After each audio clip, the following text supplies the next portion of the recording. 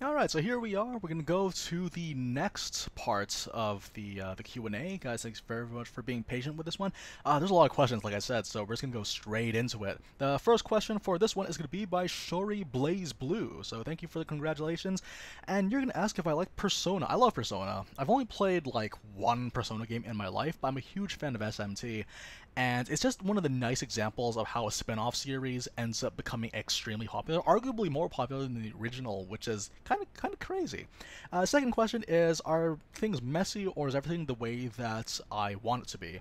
Like, that's actually something that I like to think about a lot, and I feel like this is something that needs to be shared with a lot of people, is that I find that each person's life, we have to develop, right? Everyone has to find more things to strive towards. People have aspirations in life, and if you're not trying to meet those, then you're not necessarily living a very good life. If you're kind of just sitting on what you do have and then expecting that to be sufficient. So really, I'm never exactly where I want to be, but I'm very content with where I am right now, with the expectation that I can always try to strive for more, and that's very, very important. It's kind of like what I said in the previous stream, I remember, where someone asked me about, like, if people were perfect on their own merits. I really dislike that sentiment that people are perfect the way they are, because, well, the moment you're born, you're immediately growing, you're immediately changing, and that is just part of your nature. Change is your nature, and yeah, like if you were born perfect, then obviously then you would have stayed a baby your entire life, but that's just not the case. But yeah, that's pretty much what it is, though. You also asked if I was Asian. Yes, I quite am so Asian. So my parents, they hail from the Philippines, but then if you go look at the ancestry from beyond that, unfortunately, I don't have a hard copy of the family tree. I'm not even sure if such a thing even exists, but I do remember looking at some photos. I remember that there was a couple of grandparents that were from places beyond just the Philippines. I think I had a grandmother from China. I think a grandparents also came from Japan. We also have some Spanish nobility in there, apparently. I don't know. It's fascinating, but I'd really love to be able to go back in time and meet what these people looked like. I've always been so fascinated by these Assassin's Creed and how the Animus lets you live the life of your ancestors. I can't help but wonder what that would be like for me, but it'd be awesome.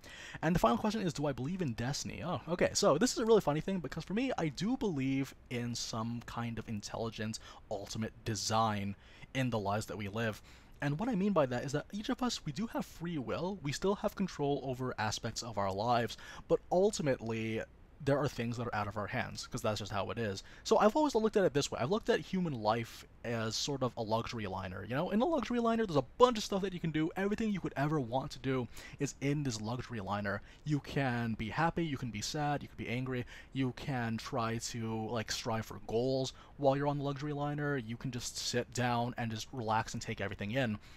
That being said, though, the luxury liner is going somewhere, and no matter what you do, that boat is going to end up at the destination, and you can't escape that. It's gonna happen no matter how it is. You have your freedom, but the destination is going to stay the same. That's what I believe in terms of destiny, and honestly, that's how I've always liked to look at it. Because really, if you try to take responsibility for everything, well, it's important to take responsibility for everything, but if you try to put so much pressure on yourself where you feel like you need to control everything, you're gonna have a bad time, because there are just straight up things you cannot control in your life, but it's okay if you're able to accept that. That's not to say that you should slack off. You should be alert and doing things to influence how your life goes, but there are some things that you just can't attain. Like, for example, I guess, for me, let's just say my ultimate goal in life was to be the president of the United States.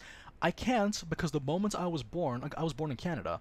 The moment I was born, I was immediately barred off from that possibility, because you have to be born in America in order to be the president. Same thing goes if I want to be the Duchess of Cambridge. By birth, I could not be the Duchess of Cambridge, because that is an inherited title. I can't have that. Or maybe it wasn't inherited. I'm not entirely sure about those titles, but I do know that there are some titles that are inherited by family, and I can't do that, though. It's just sealed off from birth, but that's okay. I can live with that. So thank you very much for your question, Shuri. Next one is by Triple K Gaming, Dankest of the Dunk. Now, why is my avatar getting so thick? It was the holidays, man. What do you want me to do? Jen Katan says congratulations, and Dina Consumpcion says that she is proud of me. That is why we got the subs, man. That is exactly why I did this. Thank you very much. I can rest easy now. Oh boy, thank you guys so much. Appreciate it.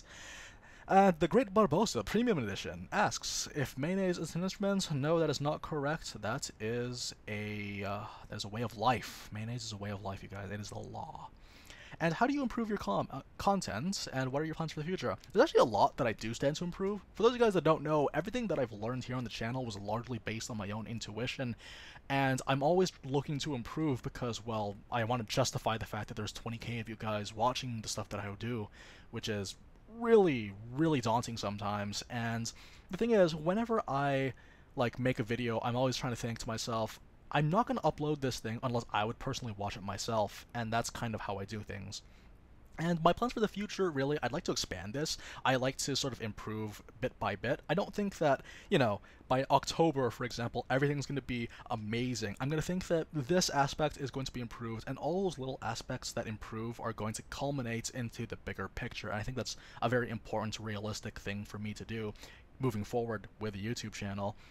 And most importantly, who out of all the games you've played and anime that you've watched is bestest girl? So this is a really, really tough one. Honestly, in terms of like best, there's so many different ways to go about it, but I think best in terms of how she looks combined with how she acts and what she does in the overall grand scheme of things is from one of my favorite manga of all time, Triple X Holic, Yuko Ichihara. She is just such a cool character. Actually, she was the main inspiration for the main character of my book Hartman's Metaphysical Anomaly, so that's cool too. A really interesting character. She has such mystery, but she's also very wily and coy, and like the fact that she's able to do all these things so effectively and still feel like the same character, that's really valuable to me as a writer. And she looks cute, like goodness, why would that happen? But yeah, thank you very much for your questions, Barbosa.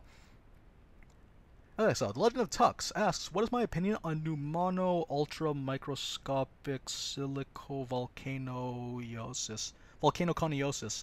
I'm sorry, I couldn't pronounce it. Sorry, but my opinion is that it's not nearly as many words. There's not nearly enough vowels for that one. I'd like to buy a vowel, please. But yeah, thank you very much, Tux. Thank you. And Justin Hamilton, thank you for the congrats. And Mr. Vaca, also thank you for the congrats. Yeah, so I actually am from Toronto. It's like New York, but like boring. It's boring, less violent New York. So yeah, I think as though if I ever do get involved in like a fighting game community of some sorts, I do hope that there will be the chance to actually get to, you know, fly around and play in tournaments and such. It might not necessarily happen, but it is just a cool thing to daydream about.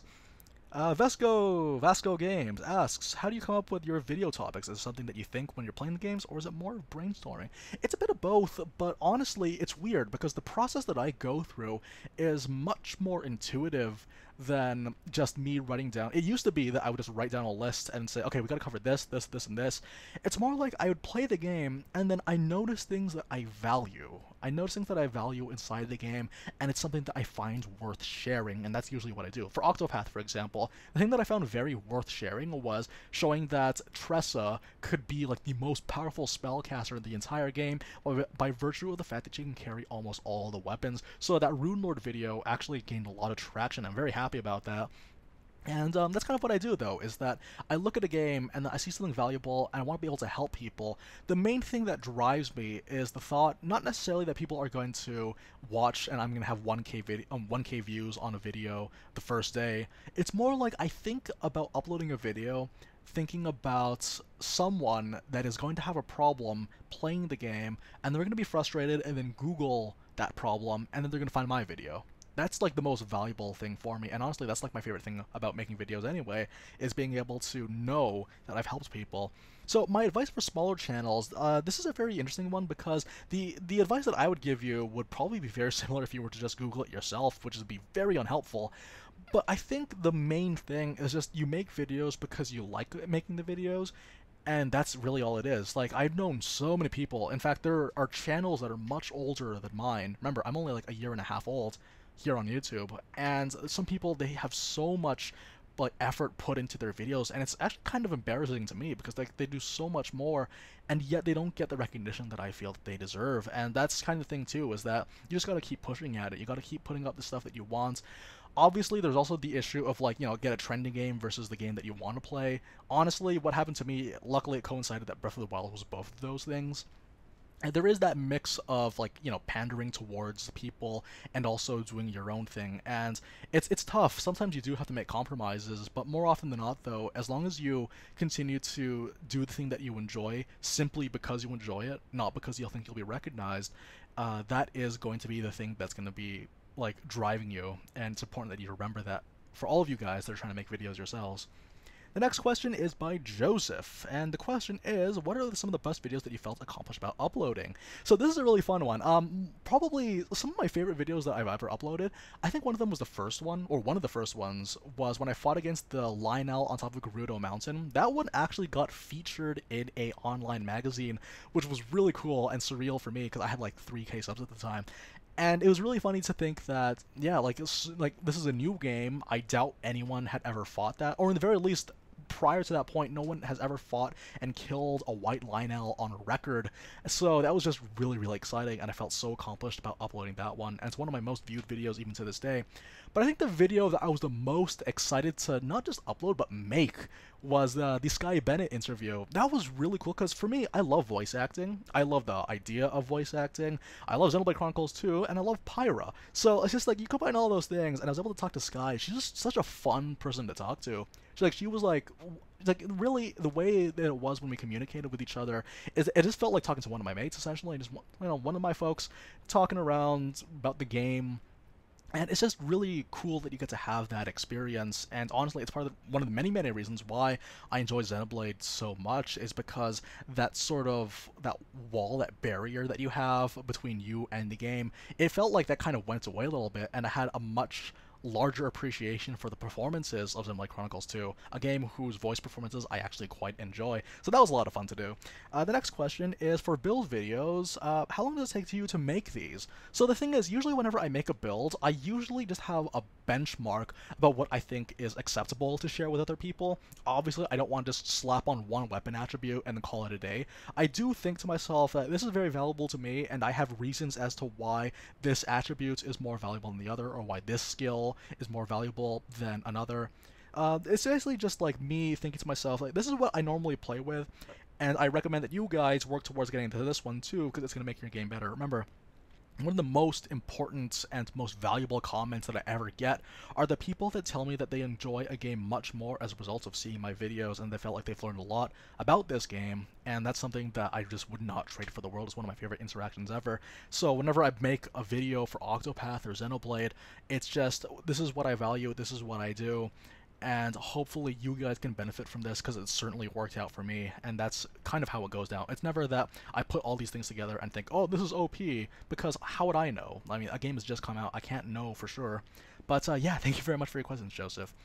Mike Cummings asks, well, this is actually a very long-winded one. I had to read this a couple of times before, but essentially, if I could add any weapon type, honestly, okay, something that I really was bothered by in Breath of the Wild. I love the two-handed weapons in that game, but my goodness, they're so slow. They're very, very strong. If you hold the attack button, then you can hit so many times, and you can double hit them. But I love it if there was a two-handed sword in that game, but it was faster. That's all. Like, just a faster version of two-handed swords. Maybe a little bit slower than a one-handed sword. Just bring back the Big Oron sword. That's all I really wanted from Ocarina of Time, or from Majora's Mask, the Great Fairy sword. Honestly, something like that would have been very valuable, because it just makes much more sense for a weapon that requires two hands to be a little bit faster, because you're using two arms, right? But it's just one of those things, though. Like, that is what I like to look forward to whenever I play a game that lets me choose my weapons. I tend to go for the two-handed weapons. So yeah. Thank you very much for your questions, Mike. And the next one is by G. Marrow. So the thing about the Toho games, I love Toho. Toho is one of my favorite things ever. Zun is like the prodigal game developer, essentially. He's just really cool, and his music is amazing. So the thing about the, which one I prefer, I tend to prefer the shoot-em-ups, the Danmaku shooters. One of my favorite games of all time is Toho 8 Imperishable Night, for a bunch of reasons. I really like the aesthetic they've gone with, the music, the soundtrack is probably one of my favorites. And it's based off of a story that I was told many, many times as a kid. So, yeah, it's just really cool to see that combination, and it's just a really fun game that's fun to look at. So other than Dark Souls and Smash, what other games are you playing for the channel? Honestly, it depends. Part of it is the stuff that I want to play, but more often than not, I do like to play games that I can make videos that benefit other people. That's always been sort of my goal whenever, like when Octopath came out, for example, I immediately started thinking, okay, so which weapon can I get the easiest? And thankfully there were so many opportunities to get very powerful equips very early on in the game. And that's kind of what I'm trying to think of too. However, as it stands, if it ever does turn out that Smash Bros becomes a central game on the channel, then I think what's going to end up happening there is that we'll probably have to expand far beyond guides, maybe. I don't know. Like, there's just so many unknowns, but I'd rather be prepared for each and every opportunity if it so decides to present itself. So, and do I plan on doing non-gameplay content like reviews? I did mention before, but, you know, I guess for the purposes of this question, I would like the idea of doing like retrospectives. It's been a year since Fire Emblem Warriors came out. It's been a year since Xenoblade Chronicles 2 has come out, so I'd love to do some retrospectives for those games, because those are both, well, Xenoblade particularly is a much, much different game from what we originally had, so obviously I want to have a look at that. And Cassandra Solo Run, I'd love to do that. Honestly, I'll think about it. Maybe for a special occasion, but I love Cassandra. Oh my goodness.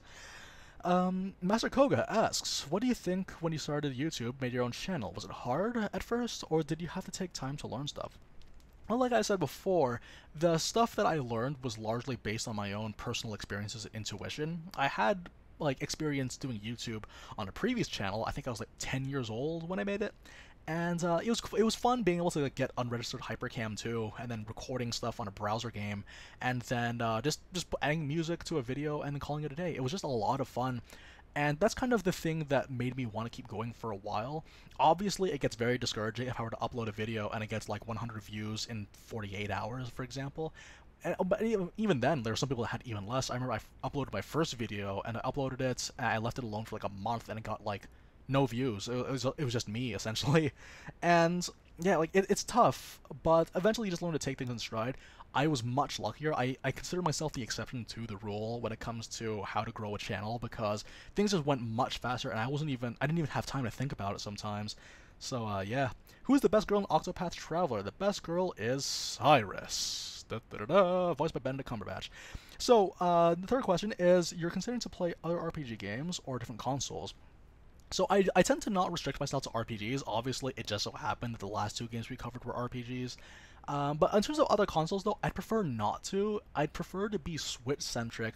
And if, you know, like, it's still way ahead of its time, but if ever it does reach a point where the Switch dies, for example, maybe that could be the time when the channel dies, who knows. But honestly, the reason why I want to stay Switch is because we have developed a sort of a niche community, which is nice. Again, like I said before, I've played Monster Hunter, and some people have recognized me based on the stream, which was really, really cool. So it's just cool to have that sense of community, and just sticking around to those games. Not to mention that it does make it a little bit easier in terms of setting up and recording, and then making sure that I can save some money while I'm at it. But yeah, I really, really do like it, though. So thank you very much for your questions, Koga. Max Beckham asks, what is one character that you want in Smash Ultimate that isn't already in the game? That's the thing, though. Smash Ultimate, already it feels like so many characters are in the game that I'd be okay if they said that there were no more characters going in. That being said, though, like, well, this character is an assist trophy, but I would have loved him if he was playable, and that is Chef Kawasaki from Kirby. He's that chef that he basically Kirby has the cook ability from. I've always found him such a cool, endearing character. Kind of how it is with all Kirby games, really. But Kawasaki really appealed to me because I think it was because in Nightmare and Dreamland for the Game Boy Advance, he was one of the opponents you fought.